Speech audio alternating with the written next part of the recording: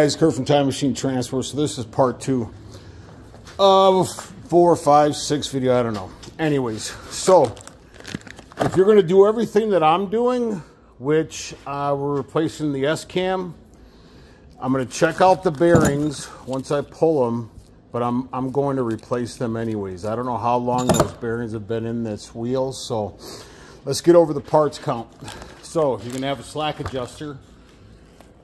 That's your part number right there, R80, all right? You're gonna need one of these splicer seals. That's the part number for that. If you're doing the wheel hub. If you're doing the wheel hub,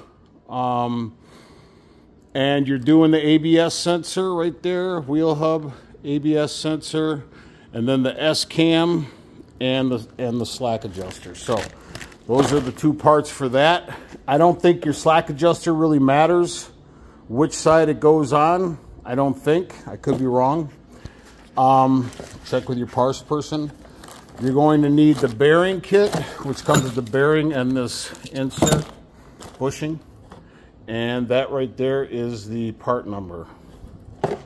The ABS sensor, I know that this ABS sensor is bad. I don't know about that one, but if you're into it this deep, what's another $100 sensor, right? That's your part number for your ABS sensor. This is your part number for your S-cam. One thing to notice about your S-cam, it does matter whether you're going left or right. Driver's side being your left, passenger side being your right. If you can see this, you got to make sure that your swoosh, your S for badass Kurt Sibylla, just kidding,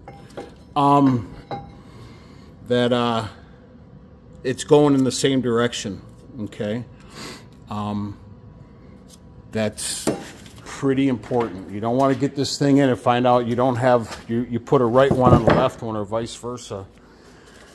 Then you're going to need a kit, a bushing kit. And the bushing kit comes with that, grease, and some instruction manual on which parts go where, all right? So when you take this is going to be a lot of work. But at the bottom, so if you could see that slack adjuster right at the bottom there, you guys see that? There's two pins. There's one right there in the front and then one right there in the back. Those, just got my fucking elbow all full of fifth wheel grease. The stuff I do for people to watch. That's your pin there, or that's your pin with a cotter pin. That's your second pin with a cotter pin. They go right back, right down here on the bottom. If you guys can see that.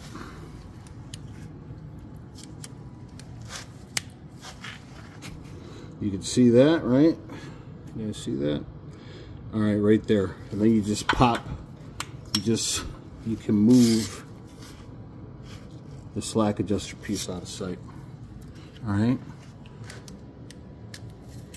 Why does my flashlight keep going on and off? There we go. All right. So initially, I really believe you can do this without removing your hub. However, it's a lot of work. It's a lot of work. So you got all these, see, so there's two nuts on the back. I don't know if you guys can see that. There's two nuts that hold this brake chamber to this, I guess this would be an S-cam housing. It's all one piece. So those two bolts hold the chamber to that, or that holds it to the brake chamber, okay? And then you have this U-bolt here, all right? You can remove those two, so you'd have to remove those two on the back side of the brake chamber, these two by the U-bolt, and then you have a bunch of, those are, what size are those?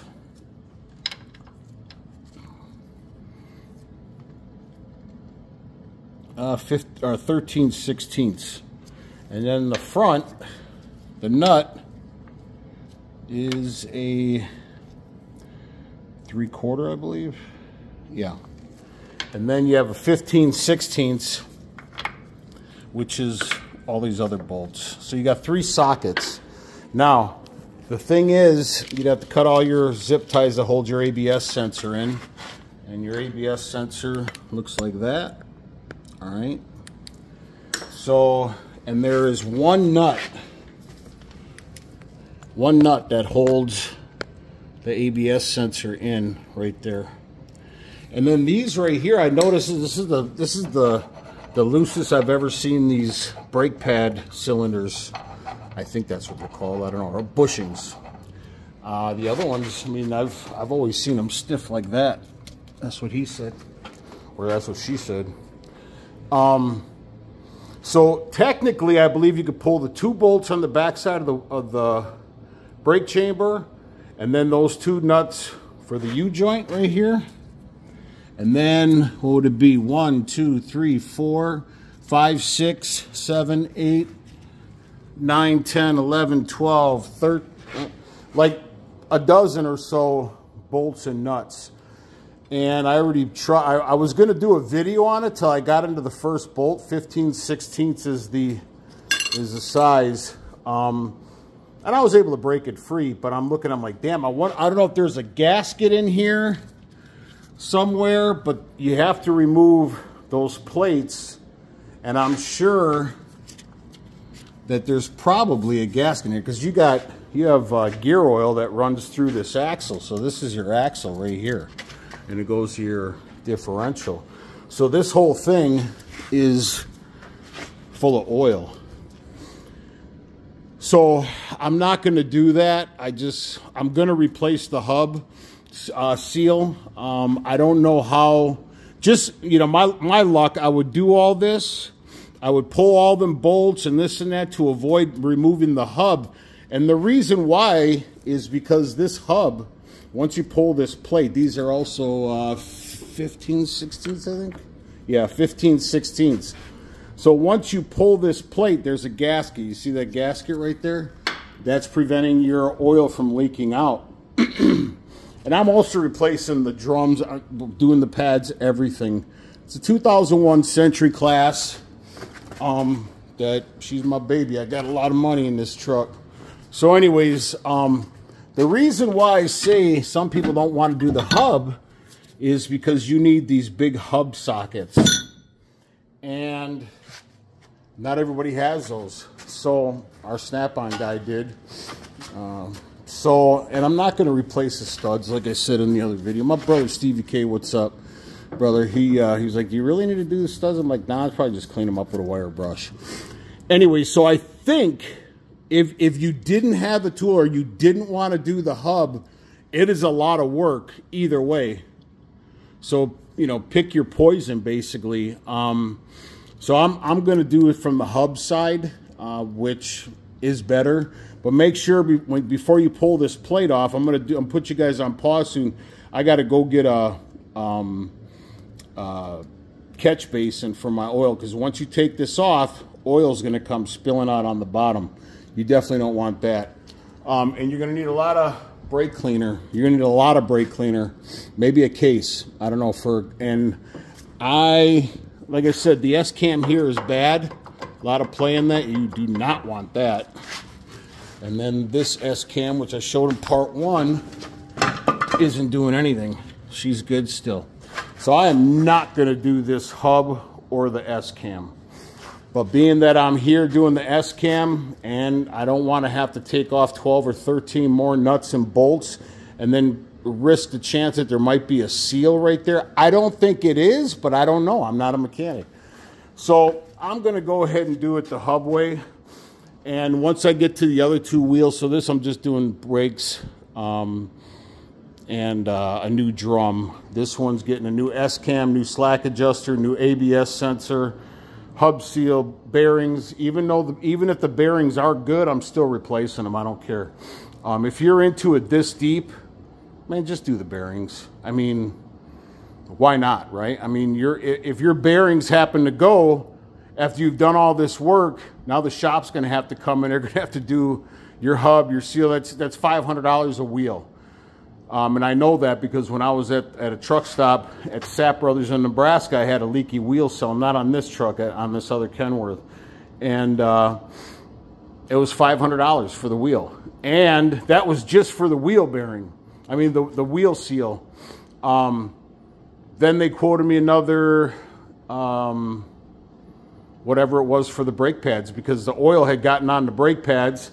And if you got brand new brake pads and your wheel seal goes bad and it leaks onto the brake pads, which it will, they will not, even if you have brand new pads, which I did, even if you have brand new pads, they say they will not put the other pads on, the oil-soaked pads. And it's dangerous. I mean, just think of it common sensely. I mean, you have oil, you have heat, you're going to cause a fire. So they're going to charge you for brand new brake pads. I don't care if they're only 3 days old. If they got that much oil on them, they're going to make you change them. So now you're taking $500 just for the seal. So you're talking about $1,000 between $700 and $1,000, right?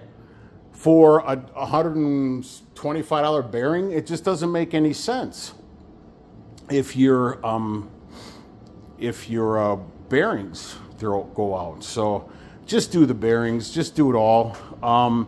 So I'm going to go ahead and stop yapping. I'm going to get to taking this apart. I got to go get a bin, catch the oil, and we'll go from there and put you on pause. All right, guys, I got those removed. And then make sure you keep all your parts together. Don't get so crazy or whatever the case is. But I did grab a clean bucket. I blew it out, cleaned out with brake cleaner. I would like to reuse my gear oil. I think I have some. If I have brand new stuff, I'm going to just put it back in there. I know this gear oil is not that old. But you want to grab another bin, place your drum like that. So when your axle, let me see, I'm going to grab, a small hammer here. Oh, shit. Let me put you on pause. All right, I forgot to show you guys this. So see these little, they look like washers? Well, they're like a seal for the actual, because this axle, this is actually this is your axle right here. So it goes all the way inside. So forgot also to mention, make sure you got enough room to remove this, because when you pull it out, it's going to be long. It's a long axle. Looks like the end of the of your S-cam. Looks like that. Anyways, it's longer than that. It's probably about two of that length. So, but I know I could take this table off and use underneath the bench if I have to. So just take these out. You just take a small screwdriver, kind of tap on them, and they'll pop out of there. Make sure when you put them in, they go back in exactly the same way. Also, guys, it's smart to take pictures too. So I take a lot of pictures before I'm doing a project, so I'm put you back on pause. All right, and then you just take a regular hammer and just start to tap her out. She'll start. And you can see the oil coming out. That's why you want a bucket, guys. All right, so I'm going to go ahead and put you on pause, and then all you do is you just pull it straight out. One of these days I'm going to get a tripod. One of these days. Don't get gorilla on it. Just take your time. You got a long pry bar. One of my best brothers in the whole wide world gave me these tools. And you just pull it straight out. Actually, I take it back. So I'm going to grab a marker, a grease marker, a grease pen, and I'm going to mark it where it is on the thing. So when I'm trying to put that back in there, she goes in fairly easy. Hold on. All right. Well, someone freaking didn't replace my grease pen. My motherfucking ink pen. No, my grease pen, nigga. That's my ink pen, not my pencil. That's my pencil. Anyways, I marked it with a regular black magic marker. Anyways, that's not racist, is it? So now she'll just slide out. And then when I put her back in, she'll be, I know that those two marks go up top. So it just, that's where you want it. That's how I've done it in the past. So, and the gasket's pretty old. So I'm sure by replacing this hub or this seal, this wheel seal, is probably a good idea. But I'm not going to do the other ones until the S-cam goes, unless, obviously, I get a wheel seal leak. Hopefully not. Anyways, I'm going to go ahead and put you on pause. I'm going to pull this so that goes all the way in there. So I'm going to put you on pause. I'll come back to you.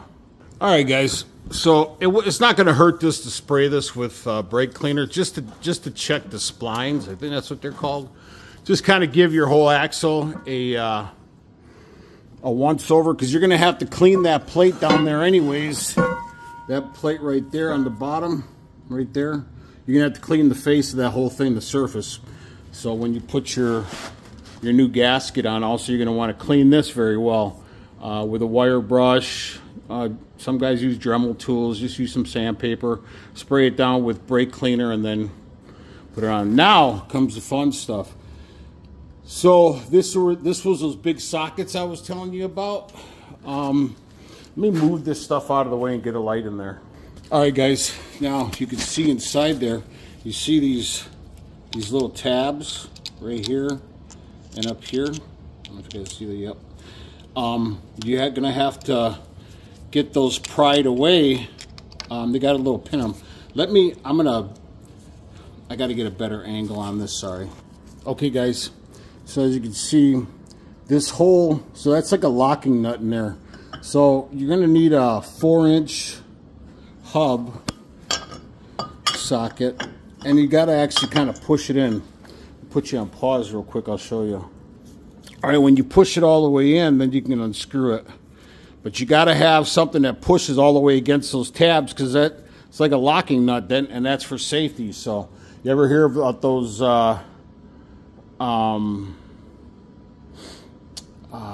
the wheels that fly off the trucks and stuff like that? And I'm not talking about the studs or the lug nuts breaking off or not being torqued down, and this can unscrew on you. So this is super, super important if you're doing this.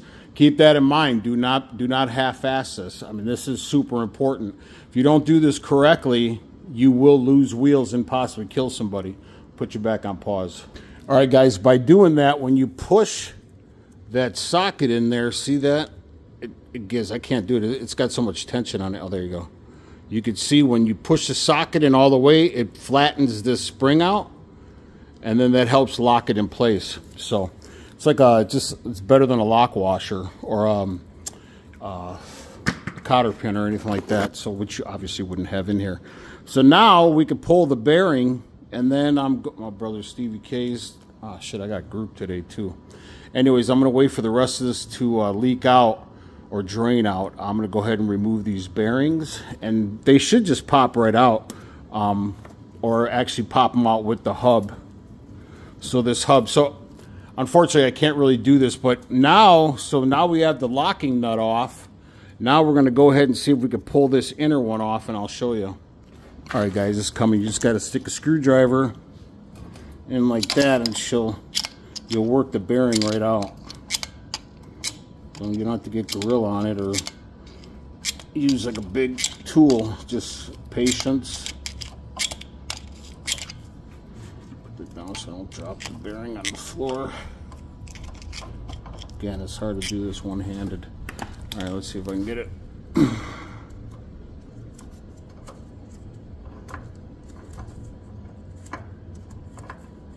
Come on now.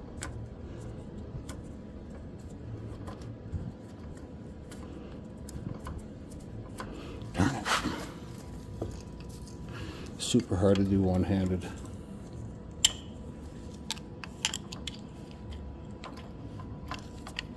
There we go. Come on. Anyways, that's how you get it out. I'll put you on pause. All right, guys, inspect your bearings. Make sure they're not gouged, that they're not broken. They got free movement. I see a little bit of metal in here, not much. I mean, it's just like a little flake here and there, or it could just be dirt. But I didn't drop it on the floor, and I had none on my gloves. But just kind of go over your bearings, and if they're good and you don't have the money to put them back in, hey, more power to you. I would recommend, if you've gone this far, unless they're like super new. But I'm going to replace my, now you can see how sloppy the wheel is now, the wheel seal or the wheel hub itself. So now all you got to do is kind of just work it out. Just pull it backwards, and it should just come out. It's going to take a little bit of time, but I'm going to put you on pause. All right, guys, so I'm going to show you this. So that's why we put the drum down like that, and your hub goes like that, so your lug nuts are facing down.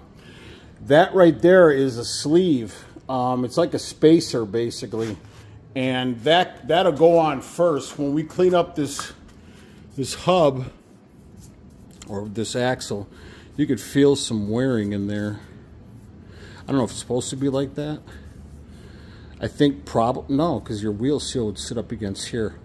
Anyways, once we get to that point, I'll show you what we got to do.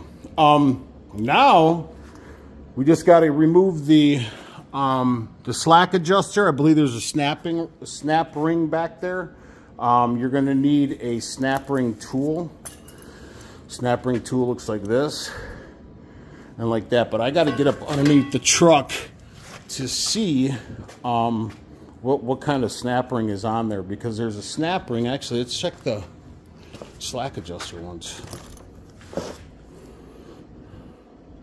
Yeah, so you can see your S-cam will fit into those grooves once you get that on there. Obviously not now. But it looks like there's nothing on the back side here, so it's got to be like snap rings that go into the grooves here and here maybe. I don't know. Like I said, I'm not a mechanic. I don't pretend to be one. So I'm going to crawl up underneath the truck and see what we need. All right, guys. Yeah, there is a snap ring right there. You can see that groove right there on the back side. And you're going to need a tool like this, so when you spread it, it actually takes that snap ring and expands it. I can't do it two hands, unfortunately. So I'm going to put you on pause. I'll show you what it looks like, though. All right, guys. I'm trying to do a close-up here. I'm having a difficult time. So you can see there's like a gap right here. And then there's another, that snap ring's back here. So you have two rings to take off. So you got to get you can get a screwdriver in there. It looks like it's grooved in there, like the ones I showed you on the actual S-cam itself. You can see that rotates, right? And then you can see this one down here.